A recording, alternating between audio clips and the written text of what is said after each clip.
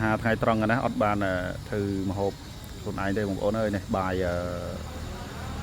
យផ្សារបងប្អូនហើយបាយផ្សារនេះគឺថាអត់ហូបសាឡបងប្អូនបើហូបជ្រូកពវល់មួយបណ្ដោយណាហូបជ្រូកមួយម្នាក់ឯងបងប្អូនតែមិនមែនហូបទាំងអស់ហើយហូបតែមួយចានតូចទេ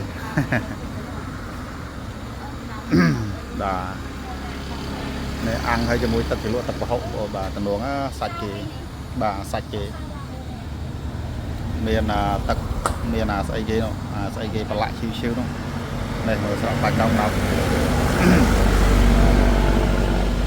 ទីតាំងគាត់លក់នៅនេះតាបាទនៅផ្លូវត្រាំនៀកយើងបងប្អូនត្រាំនៀកខេត្តសៀមរាបបាទនេះផ្សារត្រាំនៀកនេះផ្លូវទៅផ្សារត្រាំនៀកនៅខាងសៀមរាបយើងបាទសៀមរាបក្បែរចំកស៊ូខេត្តសៀមរាបរសជាតិគាត់អាំងឆ្ងាញ់ណាបាទរសជាតិគាត់អាំងឆ្ងាញ់ណាជាតិរសជាតិទឹកប្រហុកក៏ត្រូវលក់ក៏ត្រូវអីក៏ត្រូវបងប្អូនបាទដល់អែមហ្មងអាំងគឺមួយប៉ុណ្ណាបន្ទូទៀតអស់ហើយភ្ញៀវគាត់ចូលបន្ទុកមកប្រើតិចបាទប្រើតិចបាទឥឡូវថាគាត់បានកាត់ដាក់រៀបចំមកលើចានរួចរាល់ហើយបងប្អូននេះទំនងអត់បងប្អូននេះមកម្ហូបមកពេលនេះអត់តែ10000ជាងនេះបាទម្ហូបប្រហុកទឹកប្រហុកមួយនឹង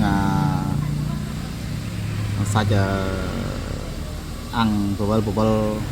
អានេះស្រួយបងប្អូនដូចជ្រូកកដោចឹងខ្ញោកបាទហើយជាមួយបន្លែទឹកប្រហុកមានម្ទេសទៀតបាទហើយបាយសមួយចានទៀតហ្នឹងហើយបងប្អូនម្នាក់ឯងប៉ុណ្ណឹងហើយបាទហូបជាមួយនឹងទឹកសុទ្ធវីតាល់អត់មានហូប